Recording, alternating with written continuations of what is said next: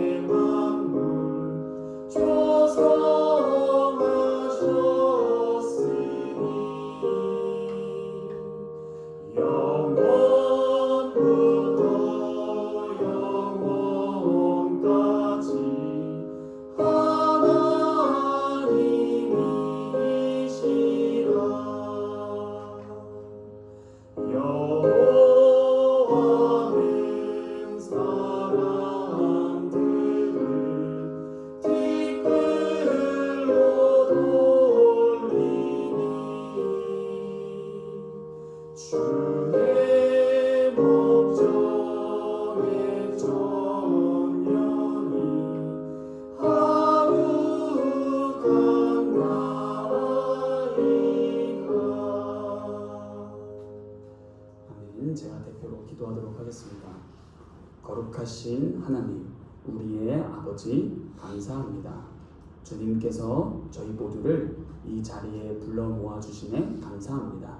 이 자리에 불러 모아주셔서 저희에게 필요한 말씀을 공급해 주실 뿐만 아니라 너무나 감사하는 것은 주님께서 우리의 찬양과 우리의 기도를 들어주신다고 약속하셨기 때문입니다. 주님, 이 사실이 곧 주님과의 교제의 중요한 발판임을 고백합니다. 주님께서 저희에게 은혜를 내려주시기 위한 방법과 방도인 이 말씀과 또한 성례 그리고 기도에 대해서 주님께서 저희 모두에게 허락해 주셨습니다. 저희가 이 시간 한마음이 되어 주 앞에 기도하는 것은 주님 저희의 예배를 받아주시고 날마다 주님의 뜻대로 살 수 있도록 허락하사 주님의 종된 위치를 견지하여 날마다 주님을 사랑하고 이웃을 사랑하는 것이 곧 얼마나 기쁜 일인지, 또한 하나님 나라의 백성의 삶이라는 것이 무엇인지, 무엇보다 하나님의 집, 아버지께서 가장이 되시는 그 집 안에 거하는 것, 그리하여 아버님의 말씀을 듣는 것, 아버지가 우리로 말미암아 기뻐하는 것, 이러한 주님 안에 있는 저희들이 주님께 찬양과 감사와 영광과 기도를 드리며 이에 응답하여 주께서 저희에게 주님의 필요한 말씀을 허락하여 주시기를 구합니다. 아버지, 주님의 음성이 이 시간 울리게 하시고 저희의 심령 가운데 성령 하나님께서 선포되는 아버지의 말씀과 더불어 역사하사 이 말씀을 가지고 성령께서 우리 마음 깊이 적용시켜 주시기를 구합니다. 주님의 필요한 말씀이 저희에게 선포되어 우리의 결핍들이 채워지고 부족함이 충만해지며 악들은 제거되고 욕심과 시기심, 여러 가지 주 앞에 불결한 것들은 다 소멸될 수 있도록 은혜로 역사하여 주시옵소서. 이 시간 각자 여러 가지 형편의 삶을 살다가 모였습니다. 우리가 서로의 삶을 자세히는 모르오나 아버지께서는 내가 나를 아는 것보다 더 잘 아시니 하물며 나의 미래까지도, 아니 내가 언제 죽을지도 주께서 아시오니 날마다 주님께 순종하며 나아갈 뿐입니다. 주님, 저희의 모든 삶을 받아주셔서 아버지의 기뻐하시는 뜻대로 하나님 나라와 하나님의 영광을 위하여 저희가 살아갈 수 있도록 허락하여 주시옵소서. 항상 바른 말씀이 우리의 삶을 지배하길 원하오며 이 모든 말씀 살아서 역사하시는 우리 주 예수 그리스도의 이름으로 감사하며 기도하옵나이다. 아멘. 다 함께 시편 119편 33에서 40절 237페이지 함께 찬양하겠습니다.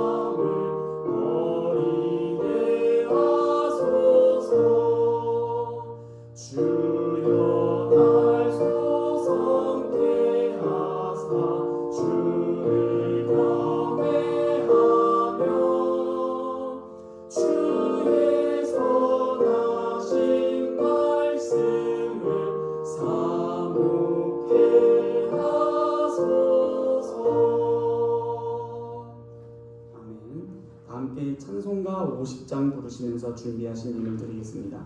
찬송가 50장은 1절만 부르도록 하겠습니다.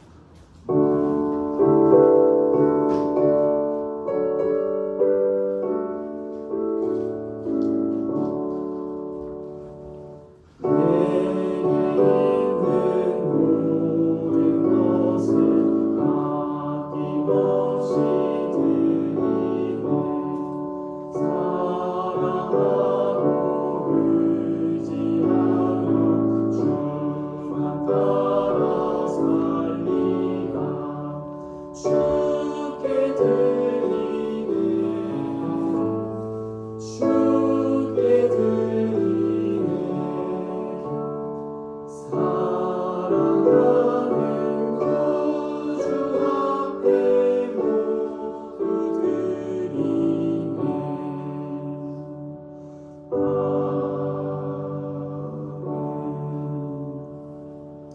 제가 드린 예물을 위해 기도합니다.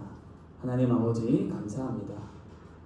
이 드린 예물은 단지 예물만이 아니라 저희 자신을 대표해서 주 앞에 드립니다. 주님 그렇습니다. 주님께서 생사화복의 주님이 되십니다.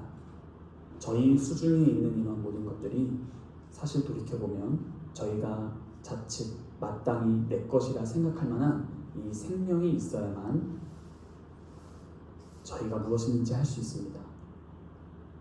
저희가 지금 이 자리에서 예배하는 것도 저희의 육신의 생명이 죽어버리는 순간 이 모든 것은 다 불가능합니다. 그러므로 저희가 일상생활을 하면서 혹은 일을 하면서 누구를 만나든 무엇을 하든지 어떻게 하면 하나님의 영광을 위해서 할까라는 것을 생각해 볼 때에 우리의 모든 것의 주인이 되시는 주님께만 의지하고 주님께서 주신 영원한 생명에 기반하여 우리의 삶을 경영해 나아갈 때 먹든지 마시든지 무엇을 하든지 드디어 하나님의 영광을 위하여 할 수 있음을 알게 됩니다. 하나님 감사합니다. 주님께 드리는 이 예물은 우리 전부를 드리는 것으로 대표하오니 주님 이 예물을 받아주시고 또한 우리를 받아주시사 주님의 나라를 위하여 저희를 사용하여 주시고 이 예물이 주님의 기쁘신 뜻대로 사용되기를 원합니다. 하나님께서 이 시간도 함께하여 주셔서 저희에게 필요한 말씀을 허락하여 주시고 주님께서 이 시간 모든 자들의 예배를 받아주시고 우리 청년부가 주님의 말씀 안에서 강건하여질 수 있도록 은혜로 허락하여 주시옵소서. 이 모든 말씀 살아서 역사하시는 우리 주 예수 그리스도 이름으로 감사하며 기도하옵나이다. 아멘. 오늘 우리에게 주신 하나님의 말씀은 마가복음입니다. 오늘 우리에게 주신 하나님의 말씀은 마가복음 1장 1절로 5절입니다. 마가복음 1장 1절로 5절 다 찾으셨으면 제가 하나님의 말씀을 봉독하도록 하겠습니다. 하나님의 아들 예수 그리스도의 복음의 시작이라. 선지자 이사야의 글에 보라 내가 내 사자를 내 앞에 보내노니 그가 내 길을 준비하리라. 광야에 외치는 자의 소리가 있어 이르되 너희는 주의 길을 준비하라. 그의 오실 길을 곱게 하라. 기록된 것과 같이 세례 요한이 광야에 이르러 죄 사함을 받게 하는 회개의 세례를 전파하니 온 유대 지방과 예루살렘 사람이 다 나아가 자기 죄를 자복하고 요단강에서 그에게 세례를 받더라. 아멘.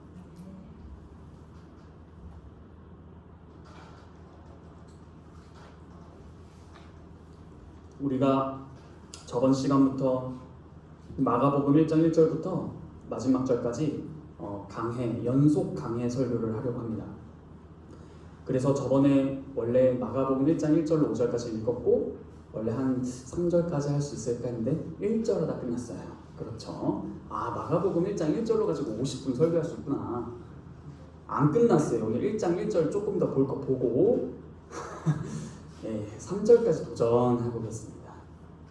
여러분 지금 여러분들이 읽고 있는 이 마가복음의 첫 시작 단어가 뭐예요?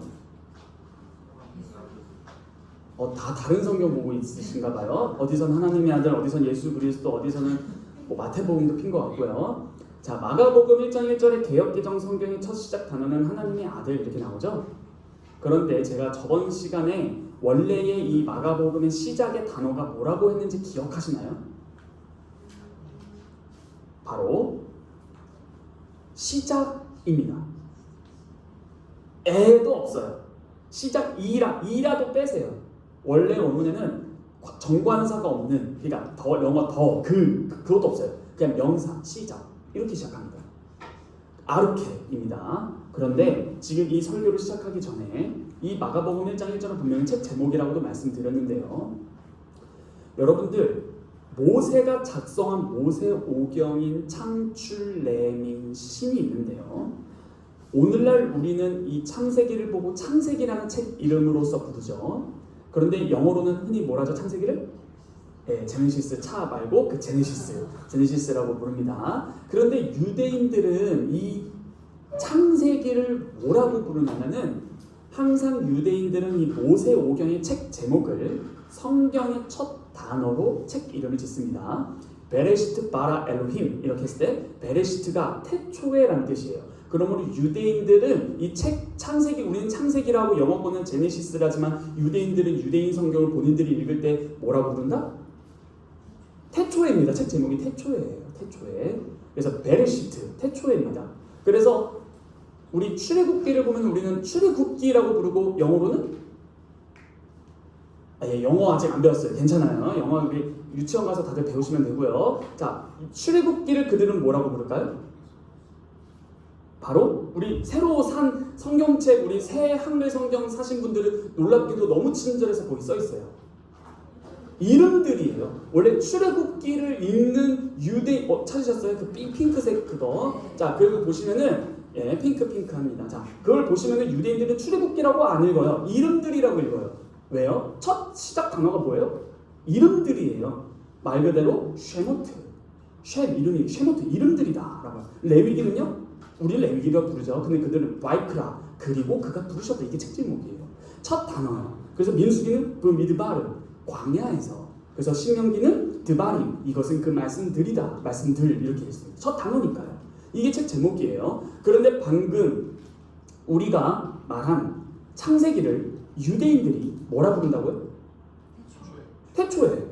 이게 히브리어로 베르시트라고 했죠? 이거를 70이년, 그러니까 주전 250년, BC 250년경 유대인 유명한 학자 70명을 불러서 이 히브리 성경을 그리스어, 헬라어로 옮겨라고 한 게 70인역 성경인데요. 거기에서는 창세기의 태초를 어떻게 번역했냐면은 아르케 이렇게 번역했습니다. 아르케. 근데 마가복음이 어떻게 시작한다고요? 아르케. 이게 굉장히 의미심장한 겁니다.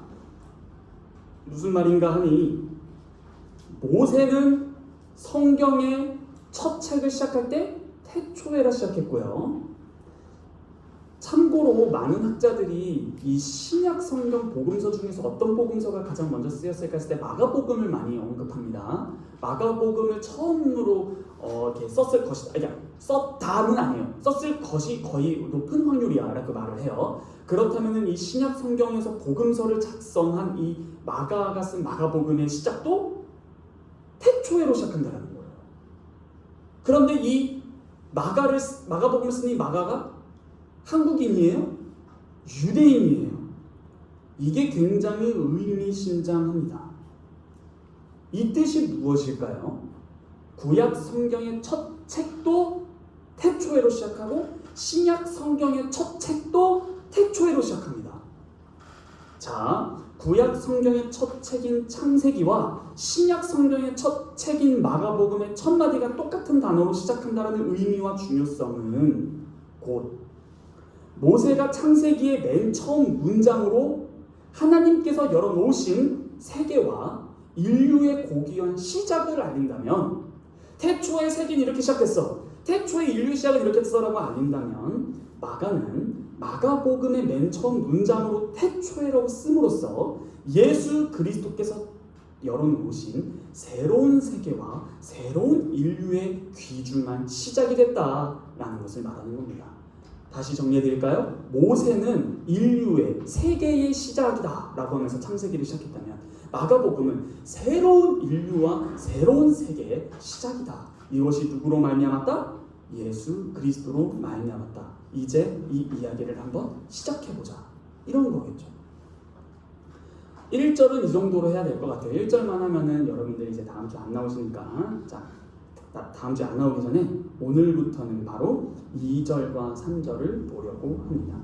본문 2절을 보시면 시작이 어떻게 시작하는가 하니 선지자 이사야의 글에라고 시작합니다. 그런데 선지자 이사야의 글에라고 써있지만 그 다음에 보라 말기 인용이 나오잖아요. 근데 이 인용이 이사야서만은 인용하지 않아요. 그게 문제예요. 그래서 어려워요. 오늘 우리가 아주 구약 성경을 넘나들 건데 무엇인가 하니 이사야 선지자 글에라고 시작했는데 이 안에는 출애굽기, 말라기, 이사야서가 다 섞여 있습니다. 이 짧은 것 안에 출애굽기, 이사야, 말라기가 병합됐다고요. 그런데 대표격으로 이사야 선지자가 이르기를 이라고 생각하는 것입니다. 이게 실제로 구약 성경을 이 동일한 이 마가복음 안에서도요. 다 찾지는 않겠지만 뭐 마가복음 1장 11절, 12장 36절, 14장 24, 27, 62절 등등에서도 구약 성경을 인용을 하지만 그 특정한 구약 성경과 다른 구약 성경을 병합해서 인용을 합니다. 그리고 실제로 당시 사해문서를 발굴했는데요. 이 사해문서에서도 구약 성경을 병합해서 예를 들어 창출 내민신을 예를 들는 거예요. 인용을 병합해서 인용을 하는데 창세기에 이르기를 이런 식으로 했다고요. 그러므로 당시에 유대인들이 병합 인용은 즐겨 사용했던 방식이었던 것 같아요. 유대인인 마가도 이사야 선지자가 이르기를이라고 하면서 이 인용된 성경을 보니까 이사야서만 인용한 게 아니라 말라기, 출애굽기, 이사야서를 섞어서 인용했다는 거예요. 이해되시죠? 오늘 그거를 찾아볼 건데 왜 이렇게 병합 인용을 해놓고 출처를 이사야 선지자가 이르기를이라고 했을까요? 바로 이 본문의 핵심, 마가가 말하고자 하는 핵심은 이사야서 40장 3절이기 때문일 겁니다. 또한 좀 이따가 곧바로 이제 찾아볼 건데 이게 출애굽기를 인용한 것이기 때문에 이 출애굽기 23장 20절도 찾아볼 거예요. 여하튼 이사야와 말라기와 출애굽기가 섞였는데 이 이사야서는 3절로 빠집니다. 오히려 그래서 2절에서는 무엇과 무엇이 인용된 거예요? 그렇죠. 말라기와 출애굽기예요. 말라기는 구약 성경 몇 번째 책이에요? 마지막. 말라기를 보면 종말에 일어날 일을 말합니다. 출애굽기는 무슨 사건의 핵심이에요? 그렇죠? 출애굽을 한 거예요. 마찬가지로 이게 뭐냐면은 종말에 일어날 출애굽이에요. 우리는 이걸 저번에 뭐라 배웠죠? 새 출애굽. 네, 새 출애굽입니다. 자, 오늘 본문 마가복음 1장 2절을 한번 읽어보시겠습니다. 다 함께 2절을 한 목소리로 읽어보시죠. 시작.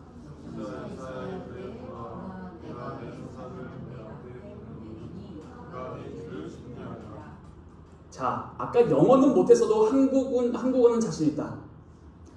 자, 국어는 띄고 갑시다. 2절에 보라, 내가, 여기서 내는 누구예요? 내가 이사야? 이거는 하나님이에요. 하나님, 여호와 하나님이에요. 내가는 하나님이에요. 그러면 내 사자는 누구예요? 하나님의 사자. 이거 사자 라이언 아니에요. 그런 분들이죠. 이거 뭐예요? 메신저예요. 왕의 그거 대신. 그러니까 사자, 메신저. 그래서 가브리엘이 메신저잖아요. 그래서 사자. 그런 것처럼. 그러면은 여호와 하나님이 내가 이 여호와 하나님의 사자를 그다음 뭐가 나와요? 여기서 말하는 내는 누구예요?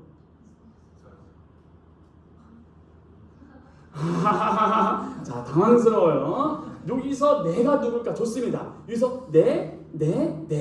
자, 첫 번째 내는 하나님, 두 번째 내는 하나님의 사자, 세 번째 내는 당연히 예수 그리스도입니다.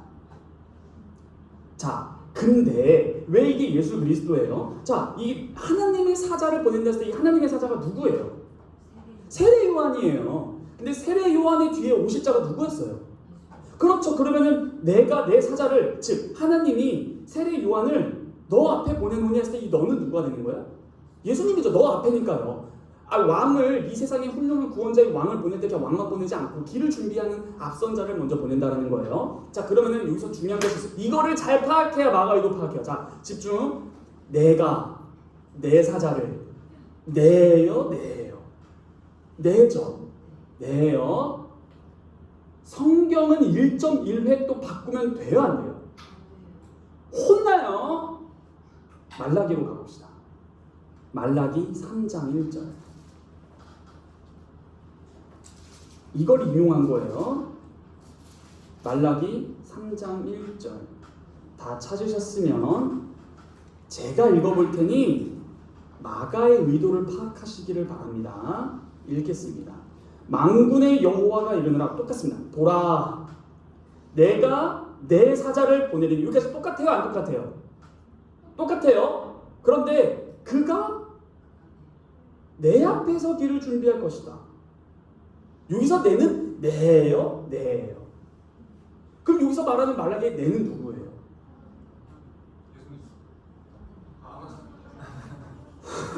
자, 말라기에서요.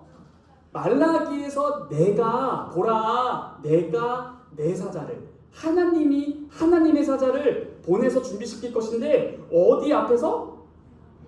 여기서 말하는 어이예요? 아이예요? 그럼 아이면 여기서 내는 누구예요? 하나님이죠. 근데 마가는 이거를 바꾼 거예요. 내에서 내로 너로 나에서 너로 그냥 차이니까 별 차이 아니다. 맞아요? 엄청나게 성경을 바꿔버렸어요. 마가 나쁜 놈 이죠? 맞잖아요. 구약 성경 바꿨네. 마음대로 이렇게 바꿔도 되는 거예요? 까먹었나? 잘못 썼나? 자, 뭐예요 이게? 이게 핵심이에요. 지금 마가가 너를 구약에서 나를 너로 쓰고 있어요. 근데 여기서 구약 말라기 3장 1절에서 나는 누구였다고요? 하나님. 너는 누구였었어요? 그런데 지금 그걸 인용하면서 나를 너로 바꿨잖아요. 그러면 예수님이 누구라는 거예요? 그겁니다. 구약에서는 내 길을 준비하라. 사자를 하나님이 보내셔서 그 사자는 누구의 길을 준비했냐면 하나님의 길을 준비했던 사람이에요.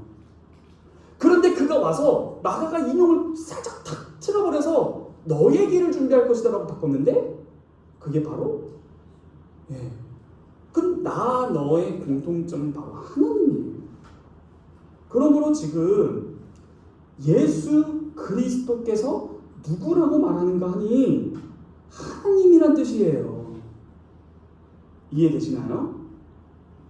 그래서 보라 내가 내 사자를 너 앞에 보낸다라는 이것이 예수님 앞에 적용이 되고 그러므로 예수님은 구약에서의 그 하나님이라고 동일시되는 거예요. 그런데 많은 학자들이 여기 말라기까지는 알겠는데 이게 어디서도 인용됐다고 했었죠? 이 절이? 출애굽기죠. 자, 출애굽기 23장 20절 가보겠습니다.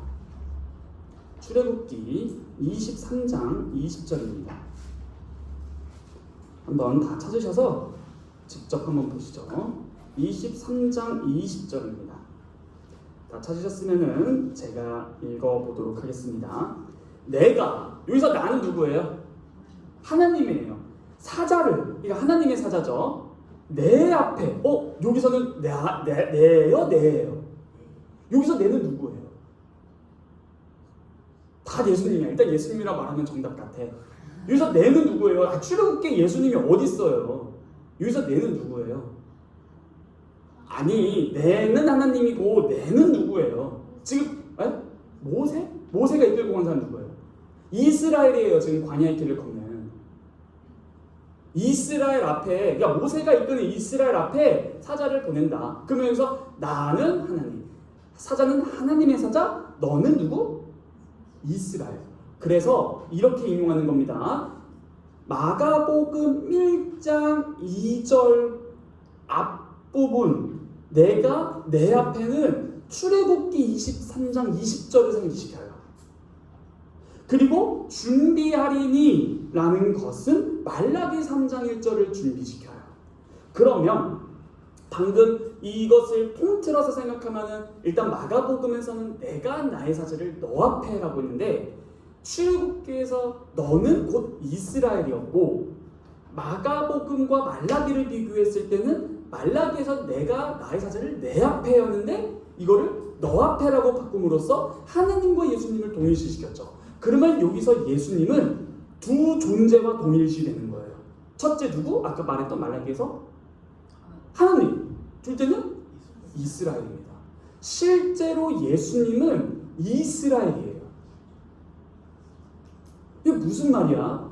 바로 예수 그리스도를 믿음으로 말미암아 그의 백성된 자들을 새 이스라엘이라고 합니다. 우리가 이스라엘이에요. 우리의 조상이 누구예요?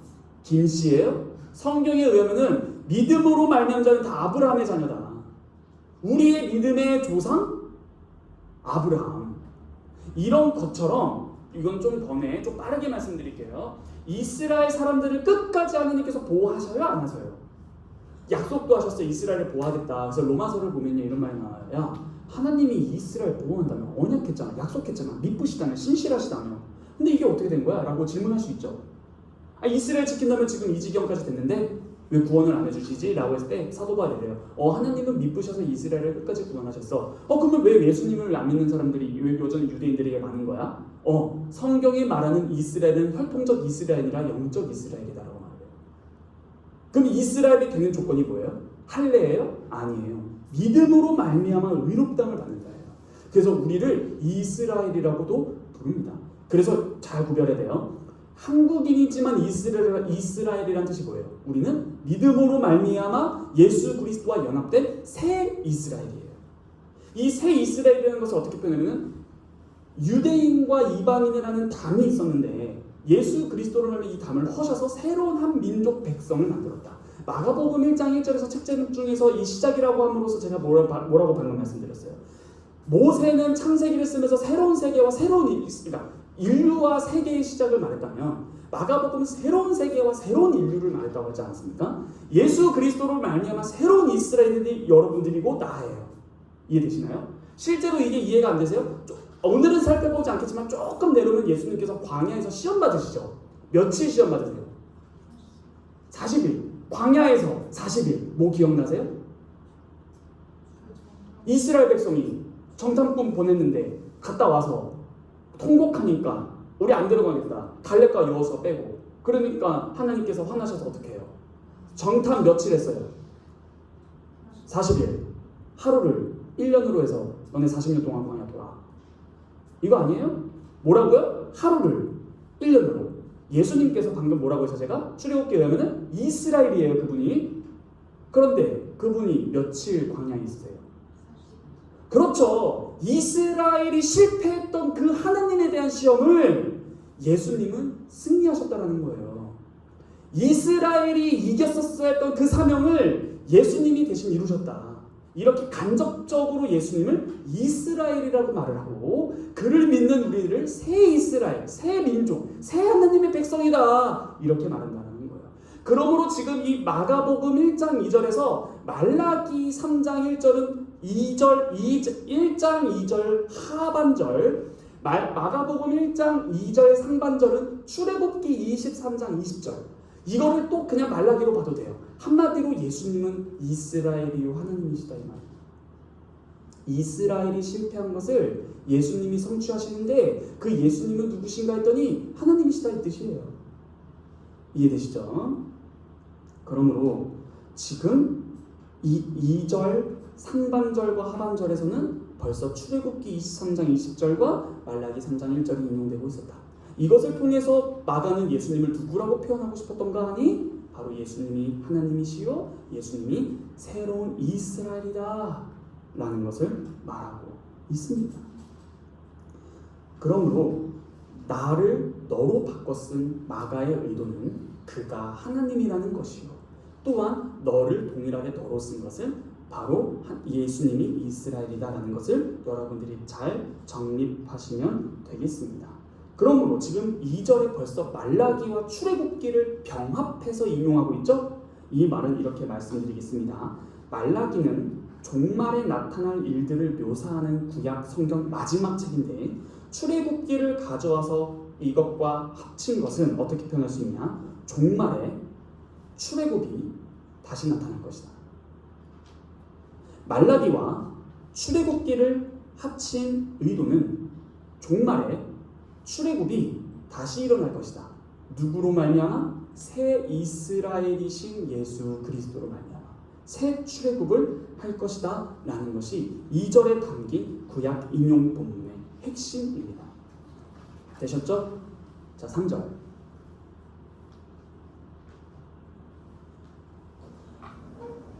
3절은 광야에 외치는 자의 소리가 있어 이르되 너희는 주의 길을 준비하라 그의 오실 길을 곧게 하라라고 번역되는데 근데 사실 이게 드디어 이제 3절이 이사야서예요. 이사야서 40장을 인용하는 건데 좀 이따 보겠지만 광야에 외치는 자의 소리라고 하죠. 근데 이게 사실은 조금 더 맞게 번역하면요. 광야에서는 준비하라와 연결되는 단어예요. 그럼 어떻게 될까요? 이렇게 되는 겁니다. 그러니까 여러분 성경에는 광야에 외치는 자의 소리 이렇게 나오죠? 그런데 원래는 외치는 자의 소리가 있어 이르되 너희는 광야에서 주의 대로를 준비하라라고요. 이해되시죠? 그러므로 외치는 자의 소리가 있다. 그가 이르되 너희는 광야에서 주의 대로를 준비하라. 그의 오실 길들을 곧게 만들어라 라고 번역이 됩니다. 실제로 한번 이게 진짜 그런가 볼까요? 이사야서 40장 3절을 인용한 거예요. 한번 가봅시다. 이사야서 40장이에요. 여러분들 교회 오래 다니셨죠? 교회 오래 다니셨으면 이사야서 40장이 얼마나 귀한 장인 줄 아시죠? 이사야 40장이 무슨 장이에요? 예, 무슨 장이긴 해요. 이사야서 40장이 무슨 장이에요? 바로 포로에서 해방되는 소식이 들리기 시작하는 첫 장. 39, 27, 구약 몇 권? 39권. 신약 몇 권? 27권. 39, 27, 총 몇 권? 66권. 이렇게 외우세요. 그래서 이사야서는 별명이 뭐다? 작은 성경책. 그래서 39권 다음에 몇 권? 몇 장이죠? 39장. 40장이죠. 그래서 40장부터 신약이 시작한다고 생각을 하면은 새로운 복음이 들리는데 그 40장이 시작되는 그 복음이 바로 2절에 나오듯이 너희의 노역의 때가 끝났다. 포로의 때가 끝났다. 이렇게 나오는 것이죠. 근데 지금 이 마가복음을 쓴 마가는 3절을 해석할 때 이사야서 40장 3절을 인용하고 있어요. 한번 이사야서 40장 3절을 읽어볼 테니 제가 말씀드린 번역과 맞는지 봐보세요. 여러분들 개역개정에서는 광야에서 외치는 자의 소리가 있어 이르되라고 했는데 저는 이 광야에서를 준비하라라는 것과 연결시키라고 했습니다. 실제로 이사야서 40장은 그렇게 번역해요. 한번 제가 읽어보겠습니다. 똑같죠? 봐봐요. 외치는 자의 소리요. 그렇죠? 광야에서 외치는 자의 소리가 아니에요. 외치는 자의 소리요. 이르되 너희는 어디에서? 광야에서 여호와의 길을 준비하라. 이렇게 나와 있는 거예요. 그러므로 실제로 이사야서에서는 광야에서 준비하는 거예요. 그러므로 이것을 인용했다면 마가복음도 3절도 광야에서 준비하는 게 맞아요. 광야에서 외치는 자의 소리가 아니라 외치는 자의 소리가 광야에서 여호와의 길을 준비하라라는 거예요. 광야에서 준비하라라는 거예요. 자, 이 광야는 당연하게 출애굽한 이스라엘의 광야 생활 때문에 그 출애굽이 떠오르는 거예요. 실제로 이 광야에서라는 것은 엔테 에레모, 그래서 정관사가 붙은 그 광야예요. 그 광야. 그래서 이 광야는 이스라엘이 출애굽한 후에 한 방랑 생활이 어디에서 해요? 광야에서 하지 않습니까? 이래서 마가복음 1장 3절에 등장했고 또 4절에도 등장하고 12절 13절에서 등장하는 광야. 그 광야는 출애굽을 자꾸 연상시키므로 마가복음은 새 출애굽을 계속 암시하고 있다 이 말입니다. 그리고 실제로 그 광야는 항상 광야는 출애굽, 애굽에서 탈출한 것을 떠오르고 애굽에서 탈출한 후에 광야에서 이스라엘 백성만 있던 것이 아니라 하나님의 임재를 경험하고 동행 예전하는 거야. 그게 실제로 호세아서 2장 14, 15절을 보면은 진짜 맞아요. 한번 호세아서 가봅시다. 소선지서 호세아서 2장 14, 15절입니다. 호세아. 호 찾으시면 돼요. 호세아 2장 14, 15절입니다. 자, 제가 한번 읽어볼 테니 눈으로 잘 따라와 보세요. 그러므로 또 보라 내가 그를 타일러 거친 들, 이 거친 들이라고 번역된 이 개역개정의 거친 들이 그 광야예요. 광야로 데리고 가서 말로 위로하고 거기서 비로소 그의 포도원을 그에게 주고 아골골짜기로 소망의 물을 삼아주리니 여기서 단어 중요해요. 그가 거기서 응대하기를 어렸을 때와 어디서? 애굽 땅에서 올라오던 날과 같다. 애굽 땅에서 올라오던 날이랑 광야 생활이랑 자꾸 연결시켜서 이스라엘 사람들에게 있어서 주요 개념은 광야를 들으면 자꾸 출애굽이 생각난다라는 말이에요. 그래서 이 출애굽을 연상시키는 이 광야를 언급하면서 3절을 인용하는 겁니다. 독자들에게 출애굽에 담긴 출애굽 이야기와 이사야서 40장에 담긴 포로로부터의 귀환, 다시 말해서 새 출애굽. 아니 왜 포로의 귀환을 새 출애굽이라고 표현하시는 거예요, 전도사님? 예, 성경을 읽어보시면은 포로 귀환을 이미지로 어떻게 하냐면은 바다를 가르고 광야의 길을 내시는 것. 이게 다 출애굽 연상 이미지라니까요. 그래서 새로운 출애굽을 곧 포로에서 귀환이라는 것과 동의어라고요. 그런데 예수님이 지금 새 출애굽을 한다라고 제가 계속 말씀드린다는 뜻은 뭐예요? 이스라엘 백성이 어디로 포로로 끌려가요? 이집트? 바벨론 끌려가죠. 왜 끌려가요? 힘 약해서? 양육강식? 이스라엘이 왜 이집트로 바벨론으로 끌려가요? 하나님의 오늘 목사님 뭐라 하셨어요? 모든 성경을 이해할 때 토라 율법을 기반으로 그걸 뭐라 써있는 줄 아세요? 너희들이 내 말 잘 안 들으면 나는 너희들 포로로 끌려가게 한다라는 말이 있어요. 포로로 끌려간 뜻은 다시 뭐예요? 그러면 하나님의 뜻을 안 지켜서 이거예요. 근데 이거로부터 해방됐다라는 것은 예수님에게 쓴다라는 건 뭐예요? 우리가 죄로부터 해방된다라는 것을 쓴다는 거예요.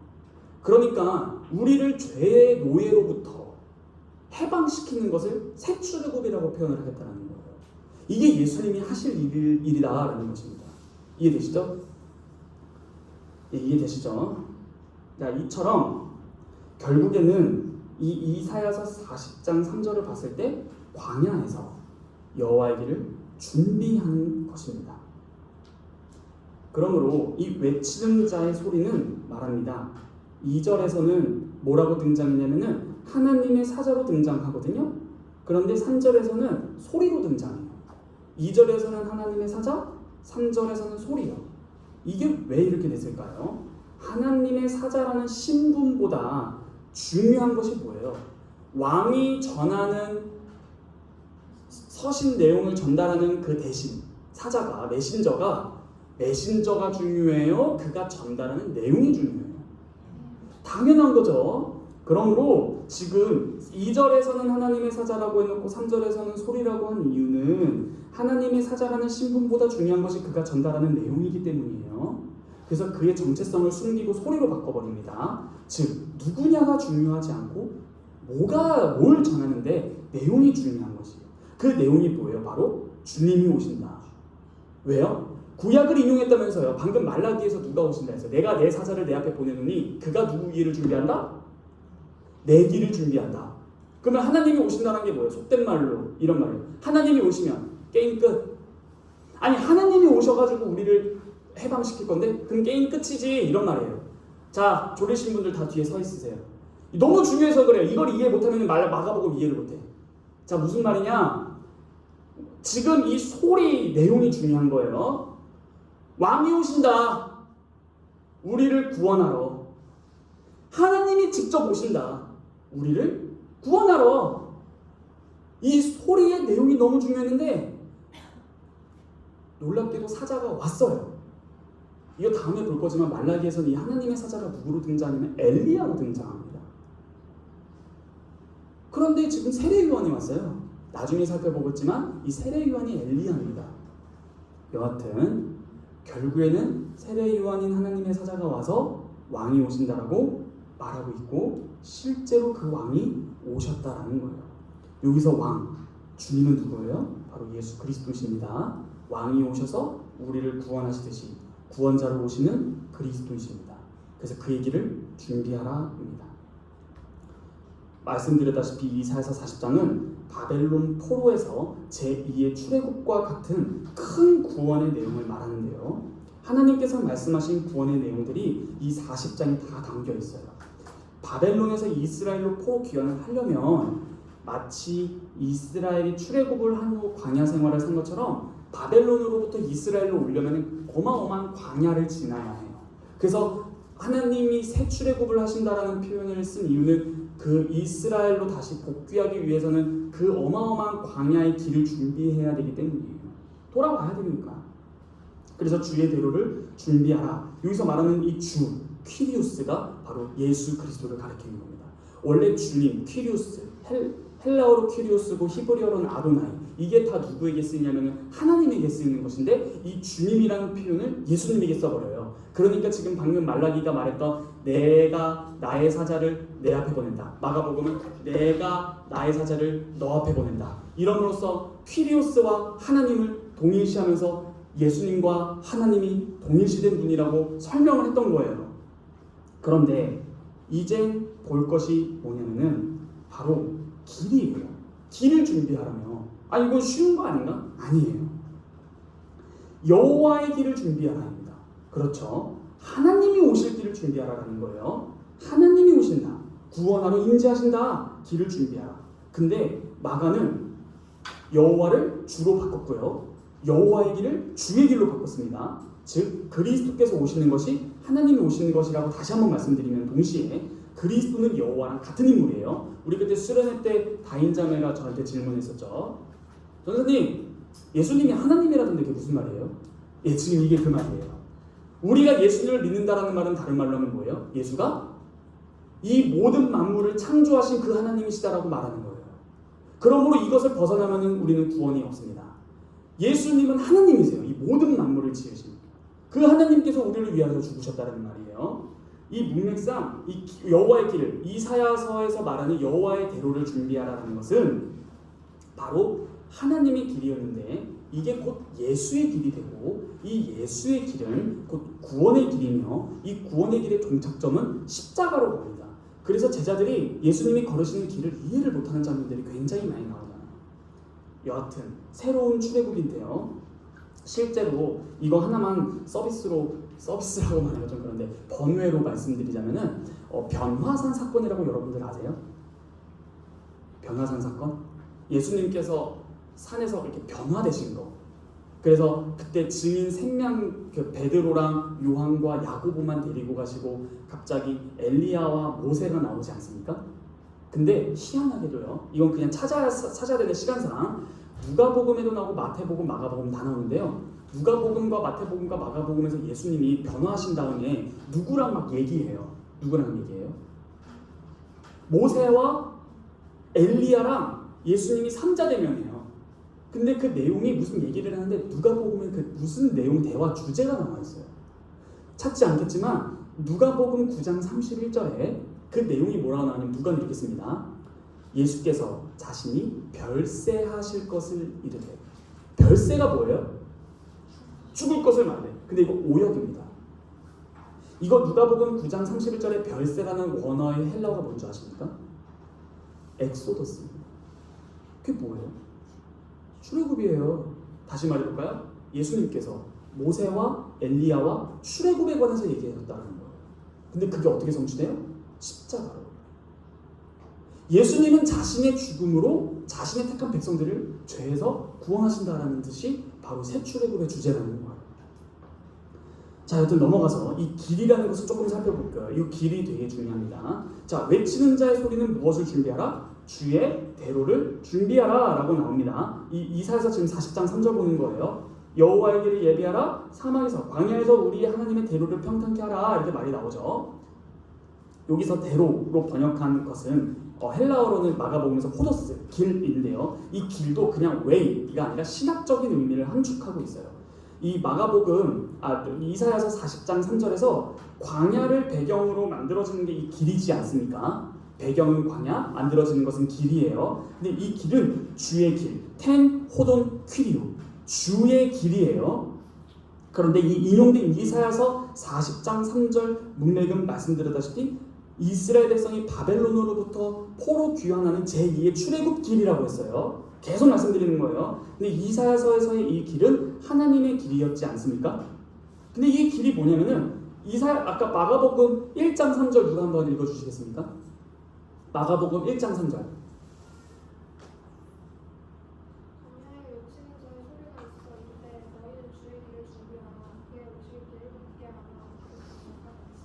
네, 그의 오실 길을 곱게 만들어라죠. 이 원어로 보면요, 주의 길을 준비하라, 그의 오실 길을 곱게 하라죠. 이 길이라는 것과 오실 길이라는 헬라어가 달라요.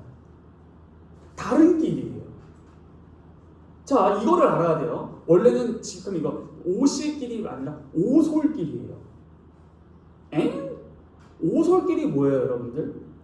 후미지고 무서움을 느낄 만한 협착한 길, 그런 거죠. 그러니까 이게 달라요. 실제로 이 마가복음 1장 3절, 2절 3절에서 이 이사야서를 인용할 때는 이사야서 40장 3절을 인용하는데, 마가가 이 이사야서를 인용할 때 72인역본을 활용해서 인용을 해요.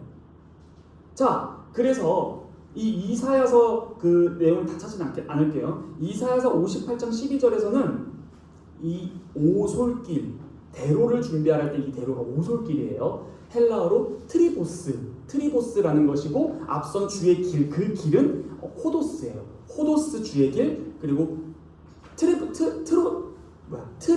트리보스가 바로 오솔길이에요. 아, 뭐 이렇게 어려워요. 아, 그냥 빨리빨리 예수님께서 우리 구원자시다라고 말하면 되지. 그게 아니기 때문이에요. 이게 도대체 무슨 의미인가? 자, 이 호도스와 트리보스는 똑같이 한글 성경에서 길과 길로 번역됐는데, 이사야서에서는 이 두 단어가 한 번 빼고 같이 등장해요. 항상 같이 등장하는데, 이 이사야서는 바로 이 단어를 출애굽의 길로 표시합니다. 출애굽의 길이요. 한번 이거 읽어보면 좋을 것 같아요. 이사야서 43장 16절 한번 다 찾아보세요. 이사야서 43장 16절입니다. 한번 다 찾으셔서 이사야서 43장 16절 다 함께 읽어보도록 하겠습니다. 시작. 나 여호와가 이같이 말하노라. 바다 가운데의 길을, 큰 물 가운데에 지름길을 내고. 그 다음에 나오는 말들 읽자에서 막 병거말, 군대 용사 나는 거 나와서 엎드려졌다 이런 거 나오죠. 이게 지금 무슨 장면이에요? 정확히 말하면 바다에 길을 내셔서 군인들을 수장시켰다. 뭐예요? 홍해 사건이죠. 근데 여기서 바다에 지름길을, 이 말이 나오지 않습니까? 여기서 보세요. 바다 가운데 길을, 이 호도스고요. 지름길이 바로 트리보스예요. 이 호도스와 트리보스는 같이 쓰일 때는 무슨 길이에요? 결국에는 출애굽 바닷길이에요.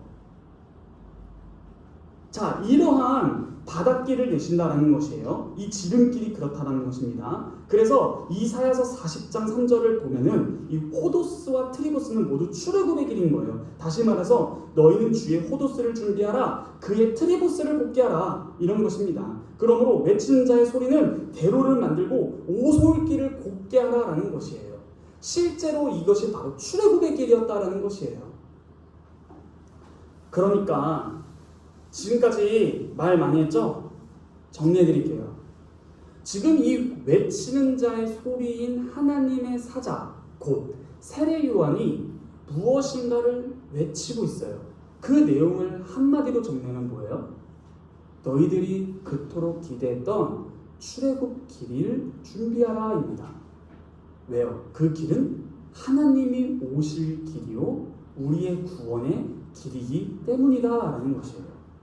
자, 그러면은 도대체 이 길은 어떻게 준비하는 걸까요? 다 같이 홍해로 갈까요? 물퍼?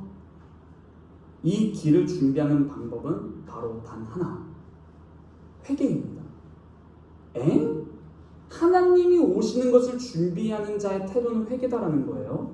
이 근거가 뭐냐면은 다 같이 레위기 26장을 찾아가 볼게요. 너무 중요해요. 레위기 26장 40절에서 45절입니다.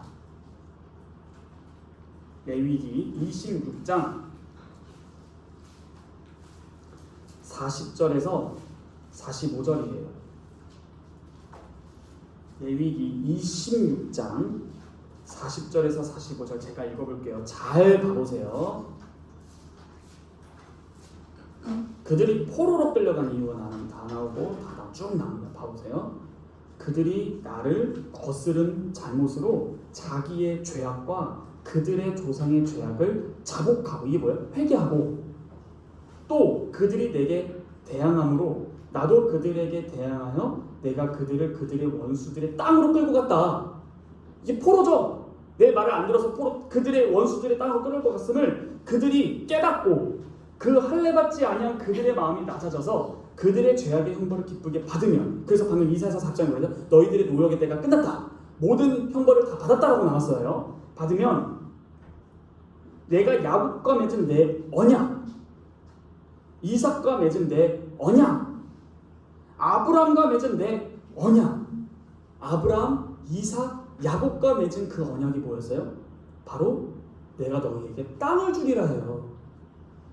그런데 그 땅을 기억하리라. 그래서 그 땅을 기억하리 나오죠? 근데 이들이 지금 그 땅에 있어요? 없어요? 포로로 끌려갔으면 없죠. 그렇다면 하나님께서 언약을 기억하셔서 우리를 다시 약속의 땅으로 들이시기 위해서는 어떻게 되냐? 자, 일단 계속 읽어볼게요.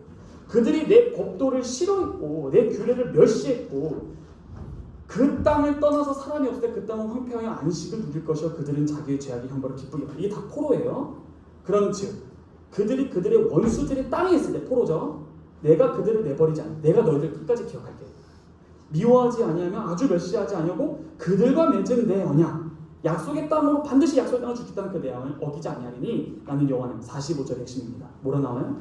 내가 그들의 하나님이 되기 위하여 민족들이 보는 앞에서 어디로부터? 애굽 땅으로부터 그들을 인도하여 낸 그들의 조상과의 언약을 그들을 위하여 기억하리라. 나는 여호와이니라. 포로 얘기가 나오는데 포로로 끌려간 이유가 그들의 범죄야, 내 율법 멸시, 나를 무시했는데 내가 아브라함과 이삭과 야곱과 한 그 약속, 언약, 계약이 있거든. 그거를 기억해서 내가 땅으로 다시 돌려보낸다. 마치 뭐와 같이 내가 그들의 민족들이 보는 앞에서 애굽 땅으로 그들을 인도하여 조상들의 언약을 위하여 출애굽을 내가 다시 할게 라는 약속을 놀랍게 레위기부터 했었습니다. 바벨론으로 포로로 끌려가기 전부터 하나님이 예언하셨던 거예요. 이게 보이십니까? 자, 이게 무슨 말이에요? 여기서도 출애굽이 나와요. 창세기 17장 8절에 보면 아브라함의 언약이 나오는데 땅 주겠다라는 거예요, 자손들한테. 그런데 이미 이스라엘의 땅을 빼앗겼어요. 그러면 뭐예요? 땅을 되찾겠다라는 거예요. 다시 말해 아브라함의 언약, 은혜의 언약을 따라 땅을 얻으려면 회개해야 되고, 회개하면 하나님께서 이 땅을 회복시켜 주시겠고, 그것이 이사야서 맥락에서 다시 귀국시켜 주겠다. 포로 회복. 그게 하나님께서 오시는 그 길이었던 거예요. 아브라함의 언약대로 땅을 회복하려면 회개하라라는 거예요. 여러분, 이거 되게 중요해요. 실제로 포로로 끌려간 엘리트 누구예요? 여러분들이 잘 아는 있잖아요. 세 친구들. 그렇죠, 다니엘이 왕궁에서 있다가 선지자 예레미야서를 읽어요. 다니엘 선지자가 앞선 선지자인 예레미야서를 읽다가 깨달아요. 70년 동안 너희들이 환난을 받고 돌아올 것이다. 그리고 회개를 해요. 그래서 다니엘이 막 회개합니다. 그래서 귀국하거든요. 우리가 회개해야 되는 것인데 이게 핵심이 뭐예요? 그럼 우리 지금 팔레스타인 가자는 겁니까, 전사님? 그게 아니라 우리에게 약속된 그 땅, 하나님의 나라, 더 궁극적으로 성취될 새하늘과 새 땅을 여러분들께 줄 것인데, 그런 은혜의 언약을 우리와 맺으셨는데 그 하나님이신 예수님이 오셨고 다시 오실 거에 대해서 우리가 그 여호와의 길을 준비하는 방법 또한 회개해야만 그 땅에 대해서 약속을 얻을 수 있다는 거예요. 다시 말해볼까요? 원래 하나님께서 선하게 창조하신 에덴 동산에서 쫓겨난 아담, 그러나 그 쫓겨난 아담, 황무지와 같은 곳에서 처한 인류를 다시 하나님의 동산으로 회복시킨 둘째 아담, 바로 이 예수 그리스도이십니다. 말씀이 되게 장황했죠? 적용을 한번 해보겠습니다. 마무리할게요. 첫째, 2절과 3절에서 그리스도의 길을 준비하라는 말이 각각 한 번씩 나오지 않습니까? 그런데 누구 보고 준비하라고 했던 거예요? 여기서는 누구 보고 계속 준비하라고 했지 않았습니까? 누구였어요? 누가 길을 준비하는 거예요? 지금까지 실컷 내가 내 사자를 보내노니 누가 준비하는 거였어요?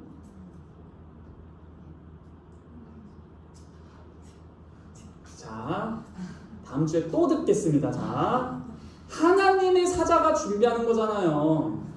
와, 진짜 이 2절 읽었어요, 여러분들. 하나님의 사자가 하나님의 길을 준비하는 거죠? 2절에서 하나님의 사자가 길을 준비하잖아요. 실제로 이 하나님의 사자가 누구였어요? 세례 요한은 끝까지 정말 여호와의 길을 잘 준비했어요. 어떻게? 세례 요한 순교하죠. 어떻게 순교해요? 왜 순교해요? 어떻게 순교해요? 목베이죠. 그래서 목베인 머리가 어디에 있어요? 소반에 올라가잖아요. 그래서 왕의 잔치장에서 세례 요한 목 베버려가지고 죽여버리는데 왜 죽었어요? 왕의 잘못을 지적해서요. 여호와의 길을 정말 잘 준비했어요. 죽을 때까지 자신의 소임을 다했어요. 소반의 머리가 잘려서 감길 때까지 계속 소리쳤습니다. 회개하라고. 자신의 삶을 끝까지 이룹니다. 그런데 여러분 3절 한번 보세요. 마가복음 1장 3절. 마무리예요. 마무리. 여러분 다 왔어요. 적극적으로 한번 참여해보세요. 이게 여러분들 향한 말이니까. 자, 3절. 누구 보고 그의 길을 준비하라? 그렇죠. 너희가 누구예요? 그러면 이 맥락에서, 마가복음 맥락에서 너희는 누구예요? 정확히 말씀을 드리면은 여호와 하나님의 사자의 음성을 듣는 자들이겠네요. 그렇죠? 여호와의 길을 준비하는 세례 요한은 잘 준비했어요. 오케이, 넌 끝. 3절에서는 갑자기 너희로 바뀝니다.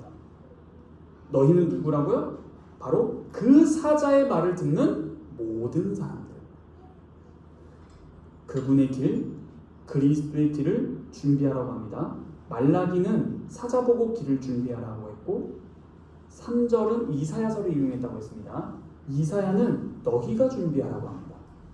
하나님의 사자는 사자대로 준비할 것이고 그의 말을 듣는 너희들도 준비해라라는 거예요. 그것이 뭐예요? 바로 그 다음에 볼 4절 5절 뭐라 나오냐? 회개와 세례받음입니다. 한마디로 회개의 세례입니다. 회개의 세례를 받고 회개하는 것이 오늘날 우리가 여호와의 길, 주의 길, 예수 그리스도의 길을 준비하는 방법론입니다. 여러분, 우리 수련회 가서 기억나셔야 돼요. 무엇을 했을 때 무엇을 요구하고 무엇에 반응했고 무엇을 줬고 무엇을 선물 받아요. 자, 무엇을 해서 베드로가 설교를 해요. 그때 내 마음이 찔렸어요. 듣던 사람들이 똑같아요. 지금 세례 요한이랑 그게 성취되는 것 같아요. 외쳐요. 예수 그리스도에 대해서. 그랬더니 그들의 반응이 뭐예요? 우리가 어떻게 하면 됩니까? 라고 했을 때 뭐라고 해요? 회개하라. 그러면 뭐 해준다? 교회와 사도들이 세례를 준다. 그러면 무엇을 받을 것이다? 죄사함과 성령. 지금 오늘 본문도 뭐라고 해요? 회개해야만이 여호와의 길을 준비하는 유일한 길이고 그랬을 때 회개의 세례, 곧 죄사함을 받는 회개의 세례를 받아라. 이게 바로 그분이 오실 길을 준비하는 오늘날 우리에게 선포되는 말이에요. 여러분들도 이사야 선지자가 말하는 겁니다. 여러분, 여호와의 길, 예수 그리스도의 길을 지금 준비하십시오. 그분이 다시 재림하시기 전까지 빨리 준비하십시오. 어떻게? 회개하라. 회개해야 돼요. 이게 유일하게 왕이신 그분이 행차하실 길을 준비하고 그분의 왕의 발자취를 따라서 함께 그의 궁정으로 들어갈 유일의 길, 회개한 자들만 들어갑니다. 자신의 죄를 자복하십시오. 여러분들 기도하실 때 여러분들의 죄를 빨리 자복하시는 것이 성경이 말하는 예수 그리스도가 오실 길을 준비하는 유일한 길입니다. 회개하십시오. 내가 주님을 거역했습니다. 오늘 우리 스터디 때 했죠? 내가 주님의 종이라고 말은 하는데 주님의 뜻은 모르고 내가 내 인생을 운전해 왔습니다. 회개해야 돼요. 이 회개에 대해서도 여러분 이런 거 정말 저는 속상해요. 기독교 빗볼 때 이런 말 하죠? 회개하면 다 된다며. 참 이게 이상해졌어요. 회개가 뭐예요? 그냥 단순히 죄에 대해서 죄 지었네, 주님 잘못했어요, 이게 회개예요? 다음 시간에 또 배우죠. 회개에 대해서. 뭐가 회개인가?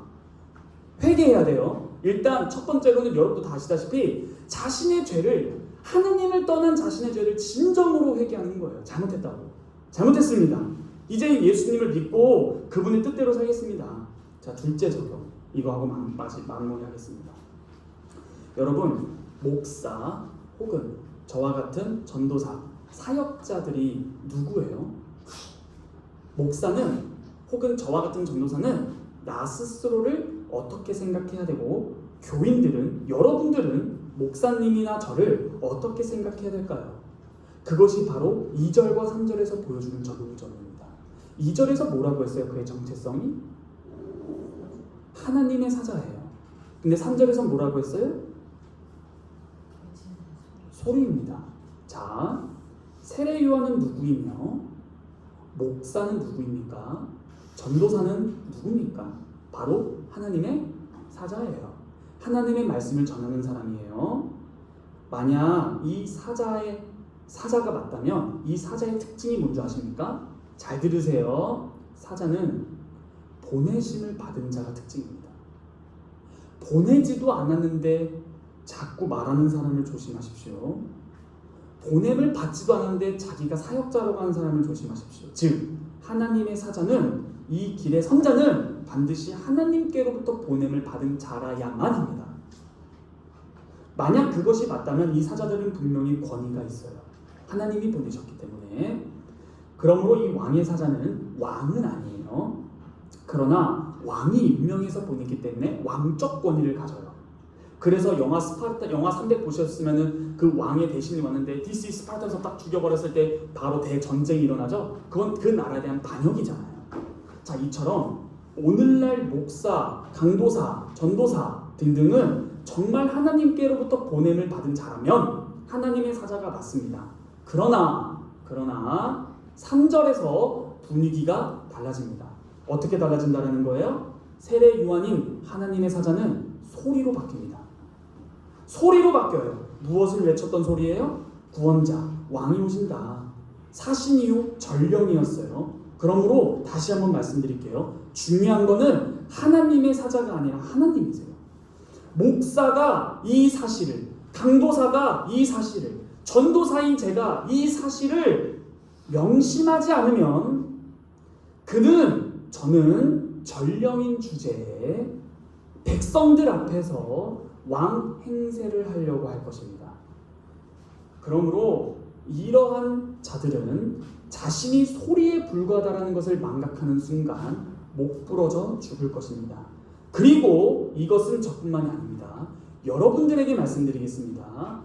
목사, 강도사, 전도사는 섬김의 대상이 아닙니다. 그는 소리입니다. 하나님의 말씀을 대언하는 소리입니다. 저 또한 소리입니다. 이것을 회중인 여러분들이 명심하지 않으면 여러분들은 그리스도, 구원자, 왕의 종이 아니라 목사의 종, 강도사의 종, 전도사의 종이 됩니다. 그러므로 저와 여러분들은 이 사실을 유념해야 됩니다. 하나님의 종은 소리다예요. 너는 그 이상 그 이하 아니야라는 것이고 저도 그 이상 그 이하 아니라는 것을 자각하고 있습니다. 제가 여기 서 있다고 뭐 대단한가요? 대단하죠. 하나님의 말씀을 전하니까. 그러나 하나님을 전하는 거예요. 그리스도를 소개하는 거고 저를 소개하는 게 아니라 그래서 자기 얘기하지 말라는 거예요. 강대상에서. 그러므로 이 사실을 망각한 자들이 교회에 있을수록 그 교회는 망합니다. 이 사실을 망각한 목사 혹은 회중은 교회를 망치는 주범입니다. 목사를 섬기지 마세요. 전도사인 저도 섬기지 마세요. 제가 소개해드리는 하나님을 잘 알고 성경을 읽음으로써 내가 하나님의 종이지 그리스도의 종이지 그럼 지금 저 소리가 뭐라고 해? 지금 그 하나님의 길을 준비하라고, 예수님을 준비하라고. 그럼 그 길을 준비하는 게 뭐라고 했어요? 회개하라는 거구나. 기도하겠습니다. 거룩하신 하나님 아버지 감사합니다. 오늘 마가복음 1장 2절과 3절을 보았는데 이 마가복음을 쓴 마가는 출애굽기와 말라기와 이사야 선지자를 인용하면서 예수님을 이스라엘과 동일시하고 예수님을 하나님과 동일시해서 예수님 그분 자체가 바로 하나님이시라는 것, 동일한 인물이라는 것을 말씀해 줬습니다. 또한 우리가 준비할 길이 바로 출애굽의 길이었고 홍해 길이었고 그 지름길이었고 첩경이었습니다. 그런데 오늘날 우리가 그 길을 준비하는 방법은 무엇인가 하니 회개하는 것이었습니다. 주님, 저희가 주님을 떠났습니다. 내 인생 내 것이라고 착각했고 내 인생을 살다가 조금 어려운 일이 생기면 주님께 기도하는 정도로서 주님을 섬기지 않았습니까? 바로 회개의 세례를 받은 자는 바로 죄 사함과 성령을 받는다고도 우리가 들었었습니다.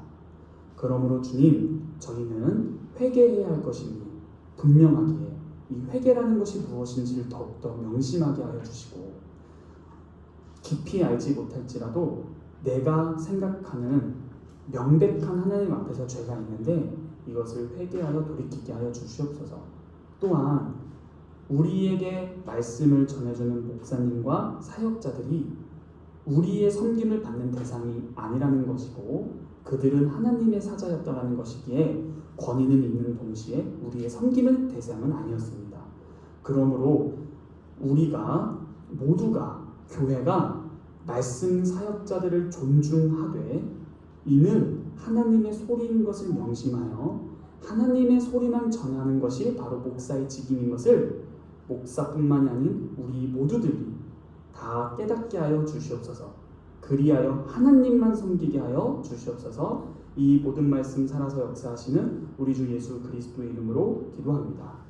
아멘.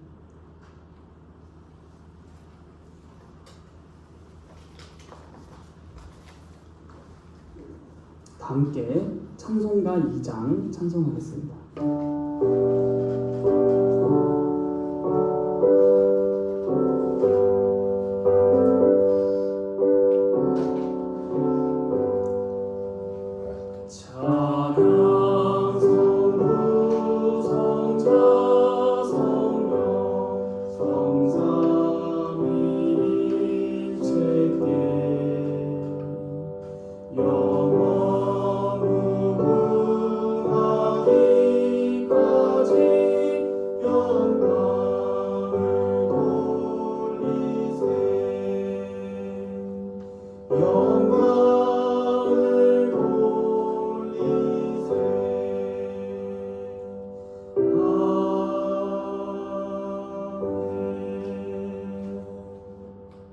함께 주님께서 가르쳐주신 기도로 기도하며 모든 예배를 마치도록 하겠습니다.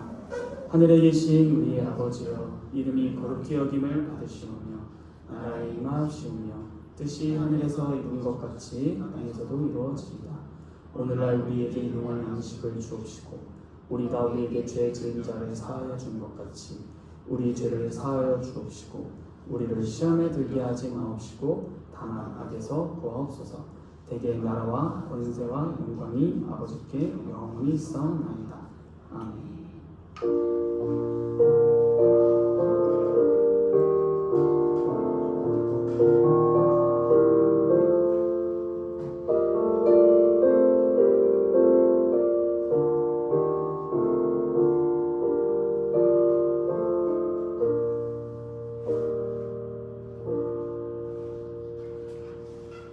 네, 모든 예배를 마쳤습니다. 짧게 광고 드리도록 하겠습니다. 매달 마지막 집주는 우리 강웅 집사님 댁에서 교제하는 날입니다. 가능한 한 많은 청년들이 참석해서 같이 식사 교제하고 맛있는 거 먹고 또 같이 얘기하고 할 것입니다. 그리고 이번에 수련회 갔을 때 다들 둘째 날 저녁반에 그 보드게임을 되게 재미있게 했어요. 보니까 우리 청년들이 보드게임들이 다 선수인 것 같아요. 그래서 다들 무슨 학원을 다니시는지 모르겠지만 다들 보드게임 너무 잘하시는데 강훈 집사님 댁에서 교제를 마치고 빠르게 마치고 다시 교회로 돌아와서 원하는 자들만 보드게임을 하도록 하겠습니다. 왜냐면은 송이자매님이 또 보드게임 광팬이신데 개인 보드게임도 있으세요. 이제 개인 장비 쓰면 그 사람은 선수예요. 선수 있으시고요. 자, 그래서 우리 교회에 있으니까 보드게임을 같이 또 즐기실 분들은 강 집사님 댁에서 식사 교제로 짧게 얘기하고 다시 교회로 함께 돌아와서 같이 또 교제하면서 즐겼으면 좋겠습니다. 자, 둘째로 중요한 광고가 있는데요. 오늘 구매한 새 한글 번역 성경을 이렇게 구매자들에게만 나눠드렸습니다. 저도 성경 그거를 저걸로 읽을 생각인데 정말 친절하게 잘 번역해줬고 또한 원문에 가깝게 잘 번역해 준 것 같습니다. 그래서 저걸로 읽을 건데 일단 여러분들 애초에 개역 개정이든 새 번역이든 새 한글 번역이든 뭐 개역 한글이든 뭐든 다 번역 성경이에요. 그래서 여러 가지 번역 성경은 두루두루 잘 읽으면 좋습니다. 그런데 저걸로 읽든 개역 개정을 읽든 뭘로 읽든 일단 유진 피터슨의 메시지 성경만 읽지 마시고 메시지 성경은 읽으시면 안 돼요. 그건 성경 아니에요. 개인 느낀점 에세이와 같게 좀 나와 있어서 어느 누구도 추천하지 않습니다. 자, 그런데 어떤 성경이든 제가 갓피플 성경을 추천드립니다. 어플을 읽으실 분들. 근데 이거를 읽지 않더라도 다들 오늘 갓피플 성경을 따르셔야 돼요. 왜냐? 이제부터 청년부에서 성경 읽기를 할 건데 혼자 읽기 힘드시죠? 혼자 읽기 힘들기 때문에 이 어플을 같이 해서 모임이라는 것이 있어요. 모임에 연동되면은 그 사람이 체크를 할 수 있어요. 나 읽었다. 그러면은 다른 사람들도 이 사람이 책 읽었다고 딱 뜹니다. 이 사람은 오늘 분량 읽었네 라고 하는데 또 이것이 쟤 봐 안 읽었지. 또 정죄의 기능이 아니에요. 안 읽어도 괜찮아요. 안 읽어도 다시 내가 조금 늦었구나. 오늘은 2장 읽어야지. 이렇게 읽는 거예요. 그런데 또 밀리면 또 안 돼요. 밀리면 또 읽기 힘들어. 그래서 그래 나는 원래 한 번에 5장 읽는 거 좋아하니까 5일 동안 안 읽었다 이거지. 자, 그런 소리 하시면 못 읽어요. 그래서 여러분들 성경 일독해보셨어요? 그 결과가 지금 열매예요. 자, 그러니까 하루에 빠짐없이 읽을 건데 그 모임으로 여러분들을 초대해드릴 거예요. 그래서 이미 이런 성경을 그 새 한글 성경을 사신 분들은 어떻게 하는 거냐면은 본인이 정해진 그 장절을 읽고 어플로 그냥 체크만 하실 수도 있어요. 자, 이거 알려드렸는데 또 안 읽어놓고 나 그래도 청년부인데 내가 회장인데 내가 청년인데 오늘 안 읽었는데 그냥 내일 내가 읽고 오늘 읽은 걸로 치고 그 체크. 자, 그래도 된다 안 된다?